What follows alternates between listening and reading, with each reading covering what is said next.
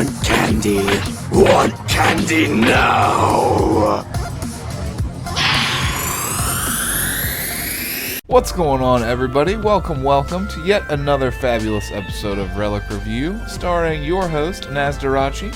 Today we are going to take a quick peek at the brand new Final Fantasy X event, the Dra Al Bhed. Now, the banner one that we're going to be checking out here is primarily focused around Rikku, Lulu, and Paine, with two USBs. One of them is going to be very selfless, and the other one quite selfish. And we have a couple of good items for Paine here as well. Now, some of your filler material on the banner is going to be for Auron and Jekt, and we're going to check that all out here. I was intending to grind up 50 mithril to make a pull on this banner, but looking into the future, we do have a Final Fantasy VIII event coming that features USBs for both Cypher and Squall, as well as Legend Materia relics. Then we'll be having a Final Fantasy VII Dirge of Cerberus event, some love for Vincent. You'll get another chance to get Sephiroth's BSB 2, and as well Cloud's BSB 2 on the second banner, along with a BSB for Barrett that makes him potentially more useful. So, a couple of good items there, and then Final Fantasy IV event probably following that up with Rubicant dropping into the game. We get Edge's USB, so some good stuff there. Paladin Cecil is getting a new BSB as well, I believe. So I'm not sure quite the chronological order of when these events are going to come out, but looking into that has made me re-evaluate my decision to pull on this banner, and I'm definitely going to be saving up. We're still going to check it out here. Final Fantasy X is one of my most well-liked Final Fantasy games. Not at the top of the list, but quite close, and I couldn't skip this one like I did Final Fantasy XIV. Now, just retroactively, a quick comment, great for Y'shtola. Got some pretty good monk items as well for Yedea, I believe, on the second banner, but I would really advise, if you're going to pull, go for Y'shtola if you don't already have stuff for. So I did skip that event, mostly due to 2nd anniversary in the Dragon Ball Z Dokkan Battle, but I didn't actually skip doing the event, I just skipped Relic reviewing it. So we are going to resume our reviews here, jump right into Final Fantasy X, and check out this Rikku USB. That's going to be our first item on the banner, the Hyper Mighty G Tidal Knuckles. It is a very, very good utility USB. It's going to benefit the team very nicely. You have 172 attack, no other stats. Small boost to water damage, always in effect. Definitely like to see that because water damage bonus effects are quite rare, especially on usable relics. Now, this is a fist weapon, so it's not ultra usable like a sword or maybe a dagger would be, but it is still usable by plenty of monks and other characters in the games. Even Zack can make good use of it, so definitely good. We like to see this here. Water damage. You have the Hyper Mighty G Ultra Soul Break. Protect, Shell, and Haste to all allies. You're going to want to rush this effect. Obviously, this USB entering into a boss fight is going to give you the maximum benefit because you'll get those protections and that haste effect, and that's definitely going to assist your battle plan in Final Fantasy X. And even outside of Final Fantasy X, this will be a very functional USB. Now, as well, you do also get the Attack and Magic moderate buff. So you're not going to want to bring Onion Knight buff when you are planning to use this. They will not stack, and you will get the Haste Dagger from this as well. So, really good Onion Knight replacement for Final Fantasy X CMs and synergy in that regard. And again, really functional, frees up ability slots, and I really like Rikku. Get a nice cosmetic record from this event for her as well. So with that being said, you do have about a 1.10% chance to pull these Knuckles here, and really this and her BSB were the main things that caught my attention on this banner, so it would not hurt to pull that. I wouldn't mind it. Next up, we have an Ultra Soul Break for Lulu here, also waifu material with her, but you have the Moomba Mage. It's got 115 attack, 166 magic, and 78 mind. I'm just going to go ahead and say that in my personal opinion, I always use Lulu as a black magic DPSer, so I'm not too happy about the hybrid stats on this, but the magic stat is still pretty good. Unfortunately, synergy only boost to ice damage, so we won't see that outside of Final Fantasy X, but her armor does make up for that. You have the Ultra Soul Break Abaddon Blizzaja, 8 magic ice and non-elemental attacks to 1 target, remove the delay from the user's actions for 2 turns, temporarily raise the user's magic a moderate amount, and infuse the user with the power of ice. So we see the word user 3 times in this Ultra Soul Break, and I'm going to have to go on a record saying that this is a highly selfish Ultra Soul Break. It's really not going to benefit your team at all. Everything is directed at Lulu. With that being said, it's not bad. The 2-turn reduction, the magic buff, resistance a small amount makes it very stackable when combining it with other buffs. But again, this is really only going to help out Lulu here. You do have the infusion of the power of ice featured on, I believe, a couple, if at least not one of her other relics. So this will kind of replace that. But it is very interesting Ultra Soul Break. Very selfish, kind of like what you'd expect from a combat-oriented Ultra Soul Break, which is kind of what this is, but it's also very utility-based. So I feel like this Ultra Soul Break is kind of confused. It's lost in between the more white magic or support-oriented USBs and damage USBs. No EX mode or anything really noteworthy on it. So all in all, I'm going to have to say, because it's so selfish, it's not one of your top tier USBs or one that you would really be looking for good team comp. However, ice damage is fairly rare, and good ice effects like this are honestly good to have. Kind of torn on this one. I definitely would like to have it, but it's not really high on my list looking into the future with other stuff that's coming out. You do have about a 0.66% chance to pull this one. I honestly would prefer Rikku's USB off this banner, but I would not be too upset if I happened to 100 gem that one at all. Next up here, we do have Lulu's Robe, the Triple Threat BSB, 17 magic, 112 defense and resistance on light armor, and you do have that constant boost to ice damage always in effect, which kind of makes up for her weapon being synergy only. Ideally, you probably want to stack both weapon and armor with that effect though to maximize your potential output. You have the Burst Soul Break Triple Threat. Honestly, this is a very basic BSB in my opinion. Very low effects, not only on entry but on the commands as well. You do have the 10 attacks, and they are tri-elemental, ice, fire, and water. 2 primary sources of black magic damage and 1 secondary. And then haste burst mode to the user. Again, that's really all there is to it. Very basic. Burst commands, freezing flame and freezing water. Both of them are 4 magic ice, and then fire on the top command, water on the second command to 1 target. No additional effects on them. So again, all in all, I wouldn't mind having this to round out Lulu and up her damage potential, but it is very, very basic. I wouldn't mind having it. I don't know. You're at 0.99% chance on Lulu's robes here. And next up, we have a Burst Soul Break for Paine here. The Paine's Guise Light Armor. 17 attack, 113 defense and resistance, and small boost to water damage always in effect.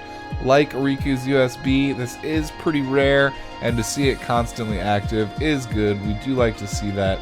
This will be more beneficial than Kina's armor, for example, if you're trying to equip that plus water on a more damage-oriented character.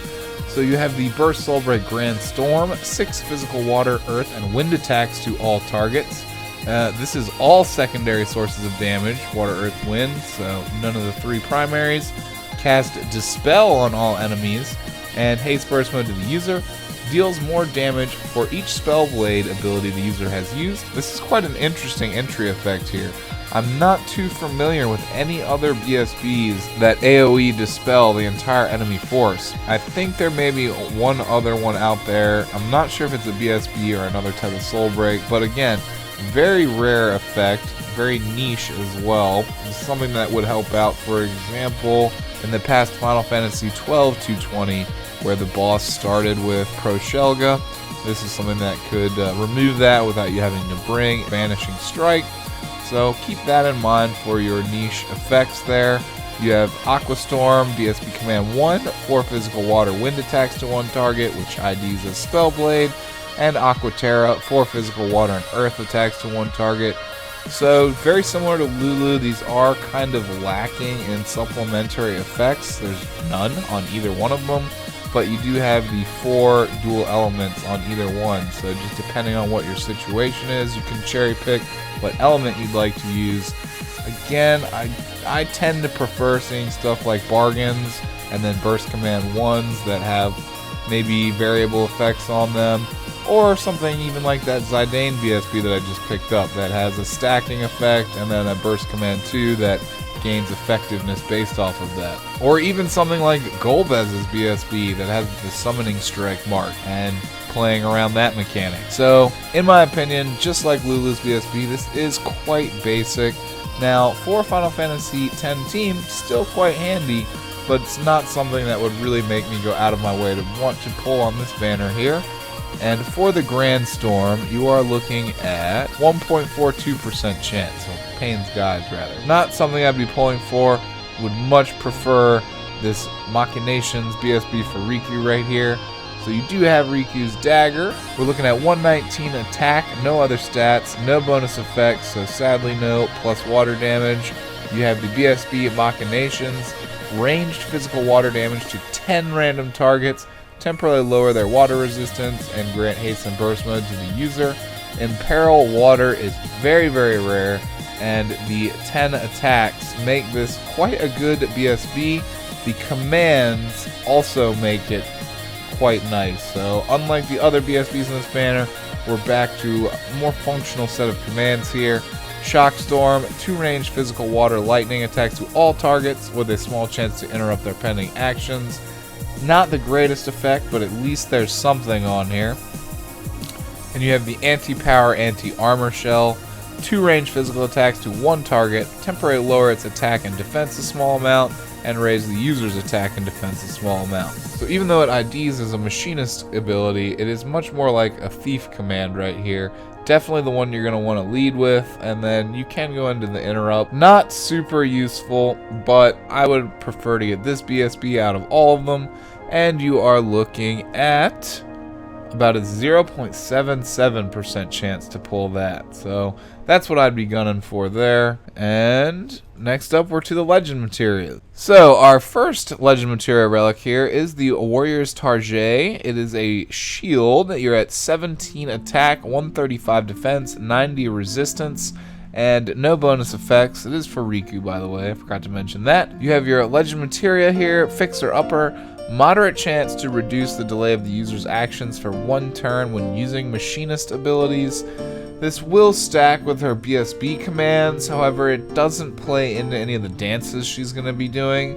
So overall I would say this is not one of the better LMRs in the game. However, in my opinion, it is still better than Y'shtola's LMR, which is an RNG Asuna. I tend to favor the dual cast ones and the damage boosting ones. Now that reduced delay is quite useful, but it is on an RNG proc, so you do have moderate over small, so higher chance than some of the other LMRs we're seeing, but I don't know, it is good. Reduced delay is always something that you're going to want to have, and using that and getting lucky and comboing it into a USB or BSB, it never hurt. About a 1.97% chance to get it seems here. Next up, LMR for Lulu here, the Sapphire Bangle. We are looking at 24 attack, 28 magic, 96 defense, 92 resistance, and 18 mind, and no bonus effects. We have the LMR Third Pilgrimage. Increase the user's magic a moderate amount proportional to the number of black magic ice attacks the user has dealt. I think this is the better LMR on this banner. Personally, Lulu is all about doing ice damage, and this is going to stack quite nicely. I'm not sure what the maximum cap is on it, but with Chain Blizzaga, her BSB commands, BSB entry, USB, and ice, you're going to be seeing a lot of boosts to the ice damage, which again it's not ultra rare. You have good stuff like Adia's BSB that features ice, and Squall's BSB as well, his OSB, but This will be a nice addition to an ice themed team, and again, in my opinion, it is the better LMR on this banner if you use it properly. You're looking at about a 0.77% chance to pull the Lulu LMR there. Next up, we do have an SSB for Auron here, so we're kind of down to the filler material. Got 122 attack on a katana and small chance to blind, which could potentially be useful in certain physical based situations. Banishing Blade, Super Soul Break, 5 ranged physical attacks to 1 target, temporarily lower its attack and defense a large amount. Some good utilitarian effects to this for Auron in a Final Fantasy X situation. You will make good use of that break in a physical oriented situation. So it will help if you're versus a magic enemy and you're bringing a physical team, but for full effect, you'll be wanting to use this against a physical enemy. If you don't have Auron's BSB, hey, it's something for him, and I actually like Auron, so I honestly wouldn't mind pulling that. Super Soul Break Liquid Steel for Paine here. I believe I've covered this in a Relic review before. I'm actually almost positive, but Bracers, 26 attack, 93 defense, 18 magic, 89 resistance, and 19 mind. You do have no bonus effects, unfortunately. 6 physical water attacks to 1 target and infuse the user with the power of water. Mostly, you're going to be using this for that N water. Her BSB does not feature the N water effect, so there is a little bit of viability to this still, based off the fact that it is water, which again is quite rare. Kind of ups that a little bit, but again, that's really your only redeeming quality to this one is that elemental infusion there. And you are looking at 1.75% chance to pull these bracers here. Next up, we have SSB for Jekt here. Jekt's guys, light armor, 17 attack, 113 defense and resistance. Small boost to dark damage on armor. That will always be useful. You can throw this on a plethora of dark characters when bringing them to Final Fantasy X events if you're not using Jekt himself. The stats really are going to favor someone like Sephiroth or Dark Knight Cecil using this, but you will still be able to work it in. Jekt's Blade, Super Soul Break, 5 physical dark non-elemental attacks to 1 target, temporarily raise the attack of all allies a large amount. So minus the Haste Stega, this is a great synergy source of that shout buff. You will have to get the haste from something like Yuna's USB or plenty of other things, like you got Riku's USB now as well. So haste aside, this is a good shout effect to ditch that Ramza SSB in Final Fantasy X. And for Jekt's guys, you are looking at 2.19% there. Next up, another Super Soul Break for Jekt. I already have this one. This would be a dupe for me. Sin's Fang. Sword, 126 attack. Unfortunately, no bonus effects, so no plus dark damage here. And the ultimate Jekt shot, 7 ranged physical attacks to 1 target. Temporarily raise the party's critical hit chance a moderate amount. Critical hit buffs are always good. They are not super common, so you can always keep this in mind when comboing with a lot of other offensive abilities. I can't really comment on it. I haven't really started using Jekt a whole lot yet. I would like some other stuff like his BSB and OSB before I really give him a lot of consideration. You do have about 0.99% chance to have this sword pop up in your draws on this banner. There's not really too much more to say about it. Critical hit chance, a moderate amount, is good, but probably his other soul break on this banner is the better one. I don't know, you do have the ranged attacks on it as well, which can work in sometimes. I don't know if Jekt is really someone you're going to want to put in the back row unless you do have a blitz ball equipped on him. If you have a blitz ball equipped on him, definitely throw him in the back row and you get that nice full damage off him there. And with that being said, that is all of the relics on the banner here. Only going to do a 100 gem draw. Again, I am saving for a lot of stuff in the future here, and I cannot fault anyone for chasing Riku's USB or her BSB. There is some good stuff on this banner, but doesn't look like we're going to be seeing any of it today.